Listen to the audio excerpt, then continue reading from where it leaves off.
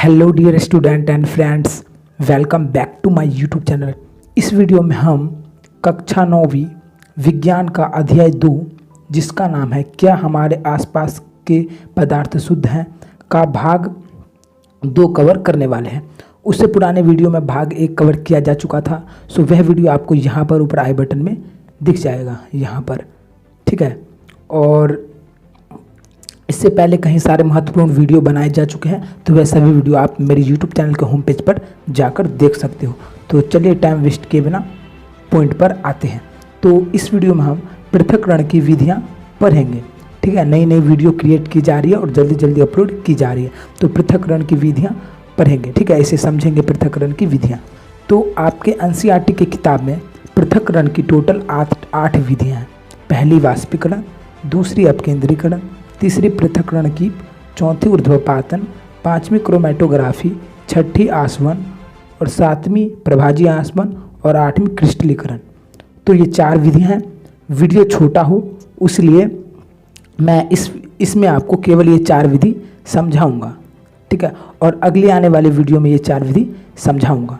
तो इससे अगले वाले वीडियो की सूचना पाने के लिए आप मेरे YouTube चैनल को सब्सक्राइब कर सकते हो, नहीं तो आप मेरे टेलीग्राम ग्रुप में ज्वाइन हो सकते हो, जिससे जैसे ही वीडियो अपलोड करूं आपको सूचना सबसे पहले मिल जाए।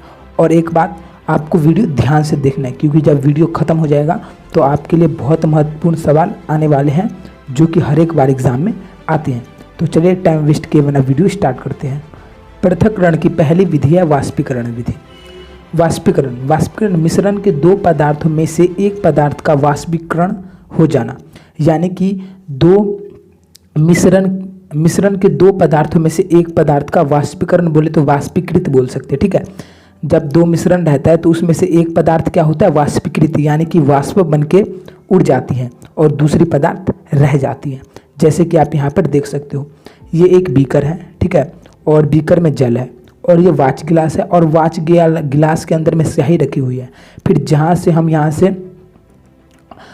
मतलब बढ़ाते हैं, हीट बढ़ाते हैं, ठीक है, तापमान बढ़ाते हैं, तो क्या होता है कि धीरे धीरे इसमें जो नमी होती है, पानी जो होती है स्याही में, तो वह धीरे धीरे वाष्प बन के, यहाँ देख सकते हो, वाष्प बन के उड़ जाती है और बच क्या जाती है, ओनली स्याही का रंग बन जाता है, सूखा वाला रंग। तो इसी प्रकार जब आप बहुत इसमें जलाते रहोगे तो एक समय ऐसा आएगा कि पूरा पानी जितना भी उसमें रहता है वह सब वाष्प बन के उड़ जाएगा और केवल बच जाएगी स्याही। तो इस प्रकार से वाष्पीकरण विधि के द्वारा हम 2 मिश्रणों को आसानी से पृथक कर सकते हैं, या 2 पदार्थों का आसानी से पृथक कर सकते हैं। कैसे? एक पदार्थ वाष्पीकृत हो जाएगा और दूसरा पदार्थ रुक जाएगा, ठीक है। तो ये एक प्रकार से नोट्स भी है, तो आप इसका स्क्रीनशॉट भी ले सकते हो। चलिए इसका अनुप्रयोग देख लेते। वाष्पीकरण विधि का अनुप्रयोग का मतलब होता है कि इसका कहाँ कहाँ उपयोग किया जाता है। तो हमने पहले जिस उदाहरण से हमने लिया था कि स्याही को पृथक करना, तो एक उदाहरण हो सकता है, मैक्सिमम एक ही है। अगर आपको इससे ज़्यादा याद आ रही है तो आप कमेंट कर सकते हो। तो वाष्पीकरण विधि का एक अनुप्रयोग हो जाएगा स्याही को पृथक का मतलब होता है अलग करना, तो स्याही को अलग करना। किस प्रकार से स्याही को अलग कर सकते हैं आपको पता चल चुका है। पृथक्करण की दूसरी विधि है अपकेंद्रीकरण। अपकेंद्रीकरण विधि में क्या होता है, 2 पदार्थ को तेजी से घुमाया जाता है, जिसके कारण भारी कण नीचे की तरफ दबाव डालते हैं तथा हल्के कण ऊपर चले जाते हैं। अब इसे एक्सप्लेन करता हूँ। 2 पदार्थ होता है, ठीक है। मान लो कि दूध है, तो दूध को क्या होता है कि तेजी से घुमाते हैं। अब किसी चीज़ में, यहाँ पर आप देख सकते हो, तो इसमें मान लो कि कोई पदार्थ था दूध, उसको हम तेज़ी से जब घुमाएंगे तो दूध के जो भारी भारी कण होंगे ना, वह कण नीचे बैठ जाएंगे, यहाँ पर आ जाएंगे, और हल्के कण ऊपर रह जाएंगे। क्यों? तेज़ी से घुमाने के कारण भारी कण नीचे आ जाएगा और हल्के कण यहाँ कण ऊपर आ जाएगा। तो इस प्रकार से हम 2 पदार्थों को पृथक कर सकते हैं किसी भी द्वारा, अपकेंद्रीकरण विधि द्वारा। और कैसे होता है अपकेंद्रीकरण? पदार्थ को तेजी से घुमाया जाता है, जिसके कारण भारी कण नीचे बैठ जाते हैं और हल्के कण ऊपर रह जाते हैं। तो हम आसानी से इस प्रकार पृथक कर सकते हैं। हल्के वाले कण को निकाल देंगे तो भारी वाला कण बच जाएगा। अब अपकेंद्रीकरण विधि का अनुप्रयोग देख लेते हैं। इसका अनुप्रयोग क्या दिया गया है, क्रीम से मक्खन को बनाने में, ठीक है। क्रीम से मक्खन बनाने में अपकेंद्रीकरण विधि का यूज करते हैं अपकेंद्रीकरण। और दूसरा है शराब तथा रक्त को जांचने के लिए प्रयोगशाला में इस्तेमाल किए जाते हैं। शराब और रक्त को जांचने के लिए हम प्रयोगशाला में अपकेंद्रीकरण विधि का उपयोग करते हैं। पृथक्करण की तीसरी विधि है हमारी पृथक्करण कीप। पृथक्करण कीप में क्या होता है कि इस विधि का उपयोग दो अघुलनशील द्रव्यों को पृथक करने के लिए किया जाता है। इस विधि का उपयोग हम दो अघुलनशील का मतलब होता है जो आपस में घुला हुआ ना हो, जैसे कि चीनी और पानी आपस में घुल जाती है तो वो घुलना नहीं चाहिए, मतलब जैसे कि तेल और पानी, यहाँ पर उदाहरण भी दिए गए। तो तेल और पानी कभी आपस में घुलते नहीं हैं, जैसा कि आप सभी को पता होगा। तो तेल और पानी आपस में कभी नहीं घुलते हैं। तो इसी प्रकार तेल और पानी हो गए अघुलनशील, क्योंकि तेल और पानी को मिलाओगे तो घुलेंगे नहीं, तो वह अघुलनशील हो जाएगा। तो अघुलनशील पदार्थ को हम किस प्रकार से अलग कर सकते हैं, सो यहाँ पर दिया गया है। तो अघुलनशील पदार्थ को हम कैसे पृथक कर सकते हैं, पृथक्करण कीप की विधि से। और चलिए देख लेते क्या दिया गया। देखो आपको कैसे पृथक करना है। अब एक चीज़ यहाँ पर आप देख सकते हो कि जल नीचे है और ये पृथक्करण कीप है, ये मिट्टी है, मिट्टी का तेल है, ये जल है और ये स्टॉप कॉर्क है। तो अब इसमें क्या होता है, तो तेल जो होता है वह पानी से हल्का होता है। इट मीन्स हमारा पानी जो होता है वह भारी होता है। किससे, तेल से भारी होता है पानी। तो तेल से भारी होने के कारण पानी जो है वह नीचे चला जाता है और तेल ऊपर तैरने लगता है। क्यों, क्योंकि जल का कण भारी होता है। अब जो भारी रहेगा वही नीचे रहेगा ना, और जो हल्का रहेगा वो ऊपर रहेगा। तो तेल का कण तो हल्का है, इसीलिए तेल का कण ऊपर है, और पानी का कण भारी है, इसीलिए पानी का कण नीचे है। तो हो गया पृथक।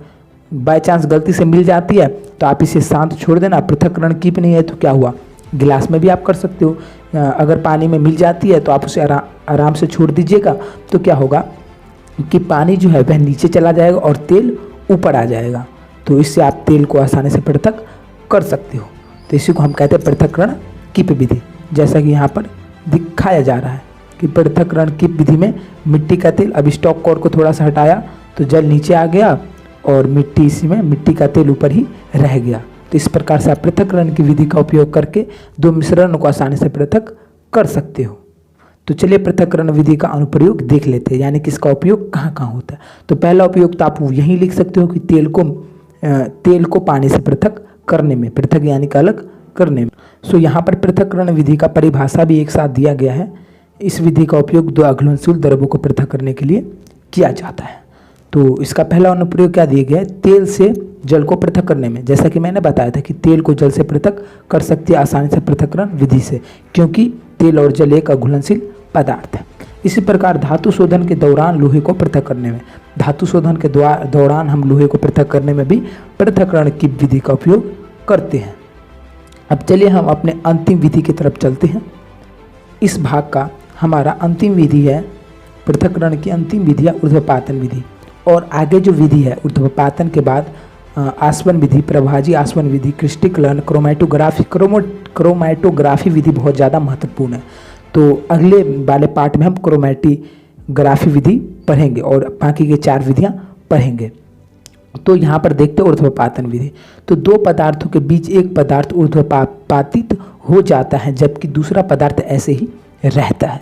तो ऊर्ध्वपातित का मतलब क्या होता है, अब आप अध्याय 1 पढ़े होंगे, मैं अध्याय 1 का वीडियो नहीं बनाया हूँ, कमेंट करोगे तो मैं बना दूंगा। तो ऊर्ध्वपातन का मतलब क्या होता है, पहला ऊर्ध्वपातन शब्द से ही ऊर्ध्वपातित निकला है।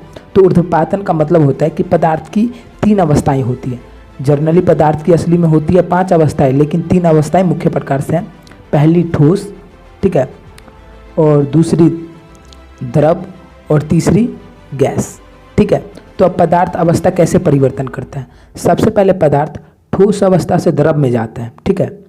द्रव का मतलब होता है तरल यानी कि पानी, और फिर द्रव यानी कि तरल में जाने के बाद गैस में जाता है। तो पहले ठोस रहता है, फिर ठोस से जाता है द्रव में, और फिर द्रव से जाता है गैस में। तो किस प्रकार गया, पहले ठोस से गया द्रव में और द्रव से गया गैस में। लेकिन ऊर्ध्वपातन विधि में क्या होता है कि ये सीधा ठोस से चला जाता है गैस में, ठीक है, और गैस से आ जाता है ठोस में। इसी प्रकार ये गैस से आता है पहले तरल में, फिर तरल से आता है ठोस में। जैसे कि पानी का उदाहरण ले लो, पानी सबसे पहले जब बर्फ़ रहती है, ठीक है, जब बर्फ़ रहेगा और बर्फ़ को आप पानी बनाना चाहोगे, मतलब वाष्प बनाना चाहोगे, तो उसे गर्म करोगे तो सबसे पहले ये तरल यानी कि पानी बनेगा, और उसके बाद वह वाष्प बनेगा यानी कि गैस बनेगा। और इसी प्रकार आप पानी को जो फ्रीज में डाल, हवा को फ्रीज में कैद कर दोगे तो पहले तरल बनेगा और फिर तरल बनने के बाद बनेगा हमारा ठोस। लेकिन ऊर्ध्वपातन का मतलब होता है कि द्रव यानी कि बीच वाला अवस्था में आए बिना सीधा ठोस से गैस में चला जाएगा और गैस से ठोस में आ जाएगा। तो आशा करता हूँ ऊर्ध्वपातन का मतलब समझ गए होंगे। तो यहाँ पर यही बताया जा रहा है कि हम ऊर्ध्वपातन विधि से ऊर्ध्वपातित, जैसे कि दो पदार्थों के बीच एक पदार्थ ऊर्ध्वपातित हो जाता है जबकि दूसरा पदार्थ रह जाता है, यानी कि एक पदार्थ सीधा ठोस से गैस में चला जाता है और दूसरा पदार्थ रह जाता है। उदाहरण के लिए हमारा हो जाएगा कपूर, अमोनियम क्लोराइड, नैप्थलीन की गोलियाँ। हम ऊर्ध्वपातन विधि का अनुप्रयोग देख लेते हैं। ऊर्ध्वपातन विधि का मतलब आशा करता हूँ आप ऊर्ध्वपातन विधि समझ गए होंगे। यहाँ से आप इसे स्क्रीनशॉट ले सकते हो और नोट्स बना करके लिख सकते हो। तो दो पदार्थ के बीच एक पदार्थ ऊर्ध्वपातित हो जाता है जबकि दूसरा पदार्थ ऐसे ही रहता है। अब उदाहरण मैंने आपको दे ही दिए थे, अमोनियम, कपूर, नैप्थलीन की गोलियाँ, आयोडीन इत्यादि को ऊर्ध्वपातन विधि द्वारा पृथक किए जा सकते हैं। पृथक यानी कि अलग करना।